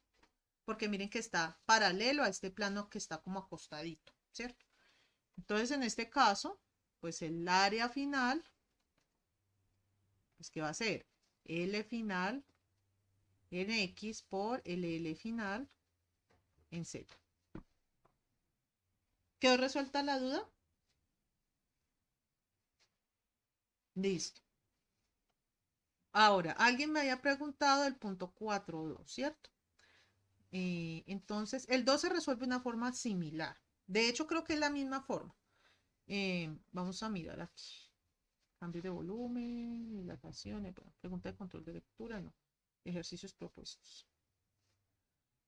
Considere un trozo rectangular en este, bueno, en este trozo, por ejemplo, un pedazo de paracaídas. Bueno, esto del pedazo de paracaídas no importa. Considere un trozo rectangular de membrana de 70 milímetros por 80 milímetros. Ojo con las unidades. Ojo con las unidades. O trabajen todo en metros o todo en milímetros, porque si no se van a pegar una enredada. Este trozo está sujeto a los esfuerzos sigma X y sigma Z. Sabiendo que las propiedades del tejido son E y nu, determina el cambio de longitud en los cambios en los lados AB, BC y la diagonal AC. Determine los esfuerzos y direcciones principales usando la matriz 2.38. Determine, bueno, y círculo de Mohr, y círculo de Mohr, y círculo de Mohr, ¿cierto? En fin, bueno, entonces vamos a iniciar.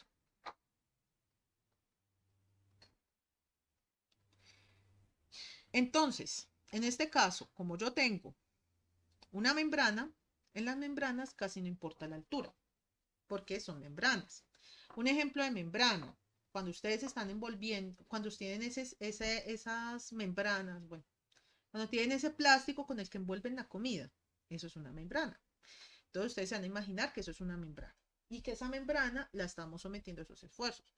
Un esfuerzo sigma X que es igual ¿a cuánto? A 30 kilopascales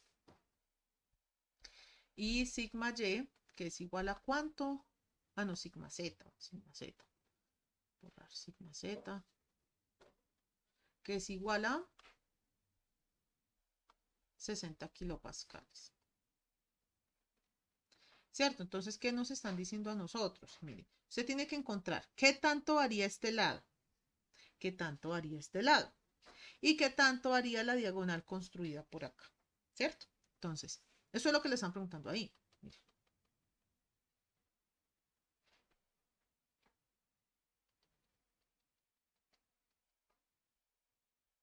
Determine el cambio de longitud en los lados AB, BC y la diagonal AC.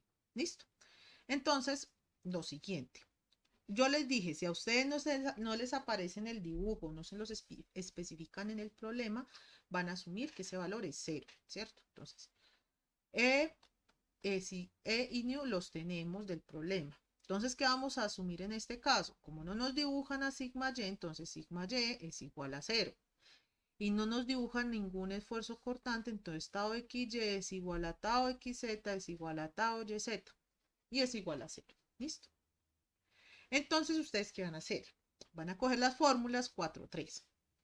Entonces, de las fórmulas 4-3,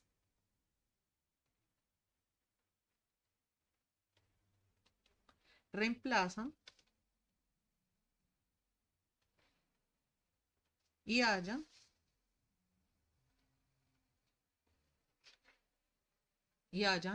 eh, epsilon x, epsilon y y epsilon z. Porque que no exista un esfuerzo en una dirección no quiere decir que no exista una deformación en esa dirección. ¿Listo? Entonces, hallan eso. Y posteriormente,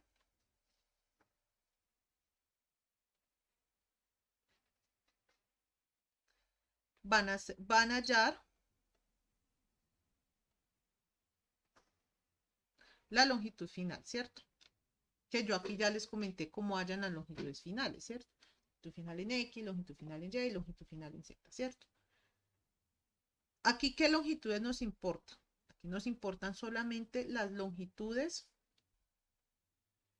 estas longitudes que nos importan y que se las dan a ustedes. Las longitudes AB y AD. Ah, no, AB y BC, bueno, lo mismo, AD, porque esto es un rectángulo, ¿cierto? Entonces, esta longitud va a ser igual a esta y esta va a ser igual a esta. ¿En qué sentido está la longitud AB?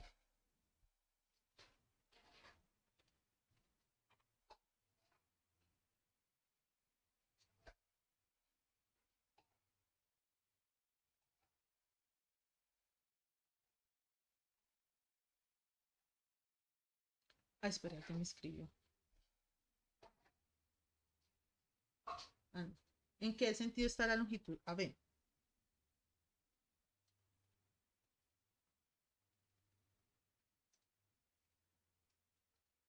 en el eje X, ¿cierto?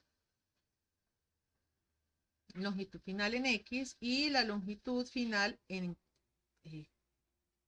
longitud final. ¿En qué sentido está la longitud AD o bueno, la longitud BC? En Z, ¿cierto? Entonces, y allá en la longitud final en Z. Entonces, cuando ustedes les dicen cambio de longitud, entonces es el delta L.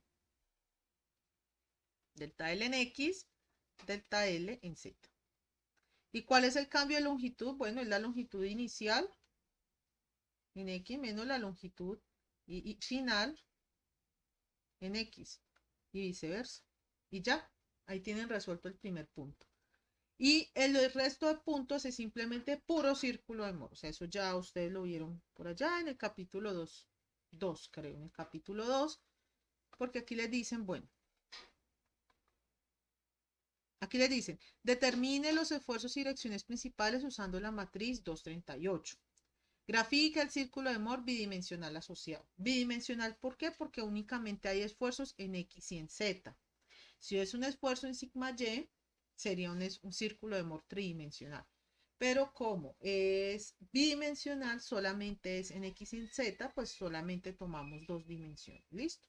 Entonces van a graficar el círculo de Mohr. Miren que aquí ya tienen todos los datos para el círculo de Mohr. Tienen a sigma X, a tau XY, a tau XZ, a tau YZ.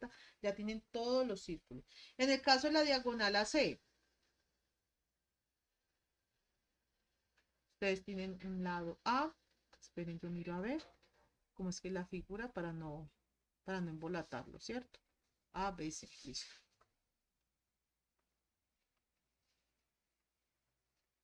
A, ya se me olvidó.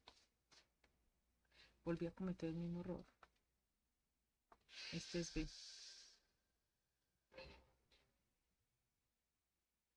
A, C, ¿cierto? Acuérdense que este lado, BC es igual a AD. O sea, queda lo mismo realmente si ustedes toman este lado y este lado, como les quede más fácil realmente. Ustedes tienen una diagonal inicial, ¿cierto? Sí, de hecho aplican Pitágoras. Entonces ustedes hallan la diagonal inicial aplicando Pitágoras. Tienen la longitud inicial en X y la longitud inicial en Z, ¿cierto? Entonces, ¿qué pasa? Ustedes tienen que hallar la diagonal final. ¿Cómo hallan la diagonal final? Yo voy a dibujar aquí otro triangulito. Entonces, hallan una diagonal final. Y esto será la longitud final en X, la longitud final en Z, ¿cierto? Y hallan una diagonal final. ¿Y cuál será el cambio de la diagonal? Pues será diagonal final, bueno, diagonal final menos diagonal inicial. Aquí es al contrario.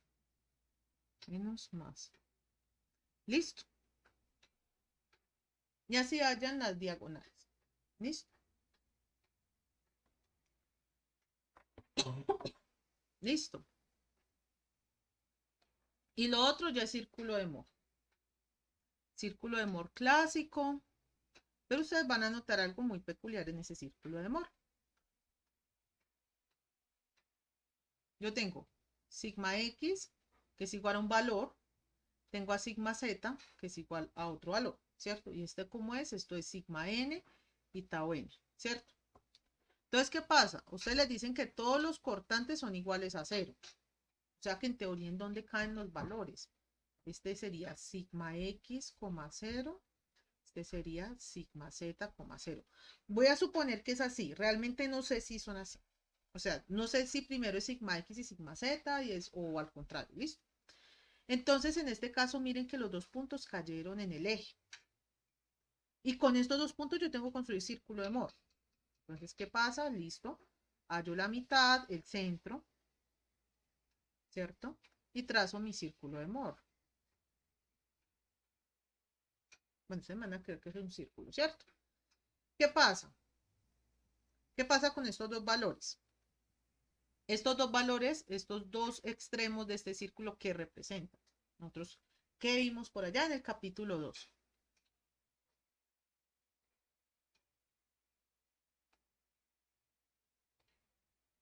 Todo, exactamente. O sea, esto es S1 o sigma 1 y esto es S2 o sigma 2 a sigma 1, ¿cierto? Entonces, miren que aquí ya les estoy dando pistas de qué valores les tienen que dar a ustedes los esfuerzos principales. Y ahora, recuerden que este es el punto A y este es el punto B, ¿cierto? Entonces, yo como hallo todos los ángulos, yo cojo el lado centro A y empiezo a buscar todos los ángulos, ¿cierto? Pero miren que este lado AC no forma ningún ángulo con este eje horizontal, ¿cierto? O sea, este ángulo teta es igual a 0. Y miren que este forma, bueno, realmente este es 2 teta. Y este 2 teta 1. Y este 2 teta 2, ¿a qué es igual?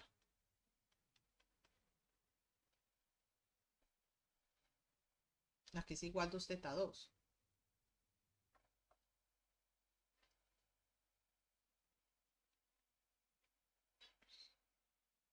180 grados. Entonces miren que aquí prácticamente les resolví estos 3 puntos.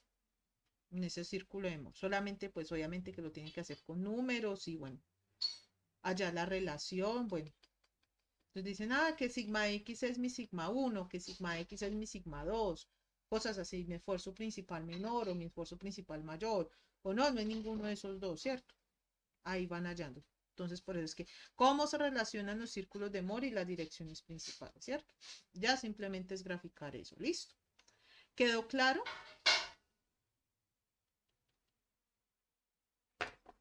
¿Sí? Bueno, me alegra mucho. Y entonces vamos a resolver una última duda, bueno, una duda que me habían planteado un compañero de ustedes, que es el rotacional.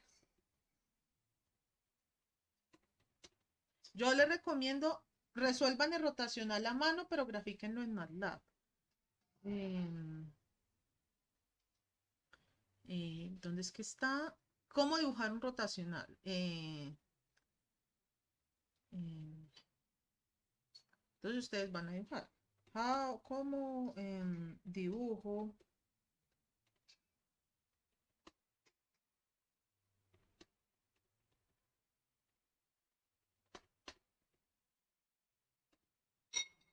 en MATLAB? ¿Cierto? ¿Cómo dibujo un rotacional? ¿Cierto? Que eso es lo que estoy buscando, ¿cierto? Pues yo por acá tengo un código, creo que tengo un código. Voy a dejar de compartirles y, les muestro el código, porque realmente ese código lo tienen que hacer es ustedes. ¿Dónde es que está? Ay, para saber cuál es. Vamos a ver si lo tengo acá en MATLAB Online.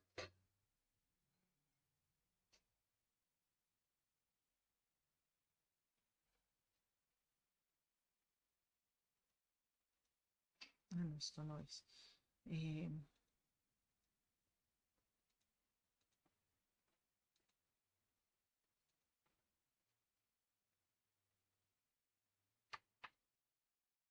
Rotacional.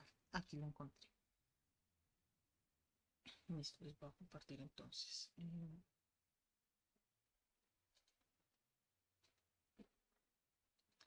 Entonces, aquí está una función.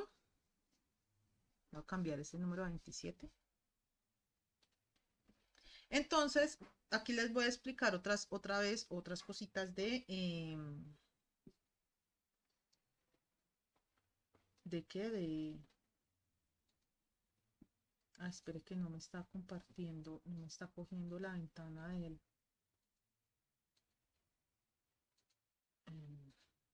Aquí está, mire. Listo, entonces, mire.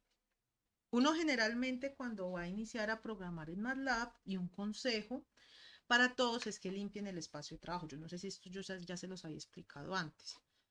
Entonces, uno lo primero que hace es con CLC limpiar el command window o lo que nosotros llamamos la página en donde nos vamos a, digámoslo así, todos nuestros resultados, ¿cierto? Numéricos que hagamos, ¿cierto? Este clear lo que hace es limpiar todas las variables. Entonces, digamos, usted dijo en un anterior programa que usted hizo, usted dijo que X era igual a 1. Entonces, lo que hace esta variable es que ya borra eso, ¿cierto? que y es igual a 2x. Eso lo que hace es borrar todo eso. Y el close all lo que hace es cerrar todas las ventanas. Es decir, le pone el programa como si usted estuviese iniciando el programa apenas. ¿Listo? Eso es lo que hacen esos tres comandos. Generalmente yo hago esos comandos, digámoslo así, que mecánicamente, ¿cierto? Entonces ustedes pueden resolver eso de varias formas. Yo como les recomiendo resolverla de esta forma. Cuando ustedes vayan a trabajar con funciones, es mejor que coloquen funciones, que trabajen con la función pura. Es decir, no trabajen con el método numérico. Si pueden evitar el método numérico por ahora, es mejor. Porque pues ustedes no han visto métodos numéricos. Entonces, realmente eso se resuelve con determinante. Pero, como ustedes no lo han visto, métodos numéricos, pues es mejor que lo hagan de esta forma. Entonces, ustedes van a ver que su función posiblemente tiene tres variables, ¿cierto? Entonces, esas tres variables, x, y, z, las tenemos que volver simbólicas. ¿Para qué las volvemos simbólicas? Para hacer lo que nosotros hacemos en el cerebro. Que nosotros realmente para nosotros todas el x, el y y el z son símbolos. Para el computador no son símbolos. De hecho, no son nada si no les asigno algo. Entonces, ¿yo qué hago? Voy a hacer lo que yo intuitivamente hago, que es volverlos simbólicos en mi cabeza, ¿cierto? Solo pues que al programa toca indicárselos. Y entonces posteriormente voy a calcular el rotacional. Entonces escribo en mi función, recuerden que los rotacionales se sacan de funciones vectoriales, ¿cierto? Entonces es un vector de funciones básicamente. Entonces construyo mi vector de funciones. Digo cuáles son mis variables. Bueno, mis variables son x, y, z. Y entonces, ¿cómo calculo el rotacional? El rotacional lo calculo de la siguiente forma. Van a usar un comando que se llama curl, rotacional en inglés es curl, la función vectorial y las variables a las cuales les tengo que, o en función de las cuales tengo que hacer el rotacional, ¿cierto? Ya, con esto calculan el rotacional. Y después hacen la gráfica. Entonces, como ustedes van a graficar, ustedes siempre tienen que crear la malla en la cual van a graficar, ¿cierto? En este caso, yo voy a graficar en una malla en 3D porque tengo tres variables, ¿cierto? Entonces, va a decir que mi malla en el eje X va a ir de entre -1 y 1 y va a variar en pasos de punto 2, o sea, hay -1, -0.8, -0.6, -0.4 y así. Así voy a dividir la rejilla. Lo mismo en Y y en Z, ¿cierto? Esto realmente, estos son los resultados que me dieron de resultado rotacional, porque recuerden que rotacional arroja funciones vectoriales. Entonces, este es lo que me dio es rotacional en X, en Y y en Z. Entonces, ¿yo qué hago? Mire, en los ejes X, Y y Z voy a dibujar la función vectorial formada por U, D, W y le voy a asignar el color azul, ¿cierto? Entonces vamos a correr el programa. ¿Cómo corren un programa paso a paso? Ustedes, pues en esta versión de MATLAB, ustedes se paran en el numerito, ahí, y entonces el programa va a parar. ¿Listo? Entonces vamos a correr el programa. Y mire que él paró en la línea 13. Estamos corriendo el programa paso a paso. Entonces mire lo que me dio rotacional. X más 5, 0, 17 menos X. Bueno, aquí dio 17 menos X. 17 menos X, ¿cierto? Ah, cambiemos esto, ¿cierto? O sea, la misma función. Y esto 20. Yo no sé si va a dar. Vamos a mirar qué nos da esto, ¿cierto? Sobre 7. Vamos a pararlo si necesito detener mi simulación. Le doy stop y vuelvo y la corro. Y él me va a conservar ese punto. Entonces me da x más 20. Entonces lo pongo en la letra U. 0 en Y y 22 menos Z. 22 menos Z. Y entonces voy a dibujarlo. Entonces voy a dibujarlo hasta acá. Voy a crear otro punto. Bueno, si se me llega a crear hasta de pronto. Bueno, lo creo acá. Bueno. Lo paro. Quito el punto porque ya no me interesa saber resultado por allá, sino todo. Y entonces vamos a graficar. Se demora un poquito porque es por internet. Listo. Y me va a salir el rotacional. Recuerden que el rotacional es un conjunto de flechitas, ¿cierto? Entonces aquí está el rotacional. Yo dije que fuera azul, pero ustedes lo pueden pintar de amarillo, de verde, de rojo, de cualquier color. Aquí están los códigos de colores en MATLAB. Miren, si ustedes quieren uno rojo, pues le ponen red. Vamos a correrlo otra vez. Y se puso rojito. Ah, que no, que yo lo quiero verde. Entonces le pongo la G de green y se me puso verde. Es un verde feito. O lo pongo negro. Yo digo, no, yo quiero hacer mi informe en blanco y negro, ¿cierto? Pero resulta que la B ya era el azul. Entonces, ¿cuál será el negro? Pues el K, ¿cierto? Por black. Entonces, ¿sí? Negro. Y estos elementos de acá pues ya son opcionales. ¿Para qué? Pues para que se les vea más bonito el gráfico. Entonces, eh, ¿qué es el título? El eje en X, el eje en Y y el eje en Z. ¿Cierto? Así se les ve más bonito. Vamos a continuar. Si necesitan continuar ejecutando, ya para terminarlo, le dan continuar. Y mire que aquí le coloco el título rotacional de una función. X, Y, Z. Y así es como pueden resolver ese punto de rotacional. Claro que rotacional lo tienen que resolver a mano. ¿Listo? Entonces, recuerden que rotacional se resuelve como un determinante en última, ¿cierto?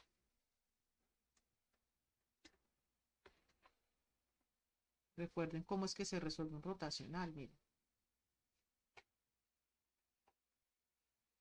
Bueno, si esto llega a cargar hasta de pronto. Aquí está la fórmula, miren. Listo, entonces. La primera fila son IJK, la segunda fila son todas las derivadas parciales y la tercera fila son todas las funciones vectoriales de mi vector de función. Y lo que hago pues es esta resta. ¿Listo? No sé si ahí quedó clara la duda de rotacional, para el que me haya preguntado.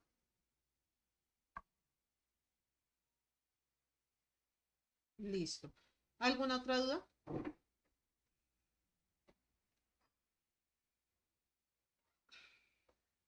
¿No? ¿No tienen dudas? ¿Seguros? Bueno, muy bueno entonces que hayan hecho el capítulo 3. Están muy avanzaditos. Entonces,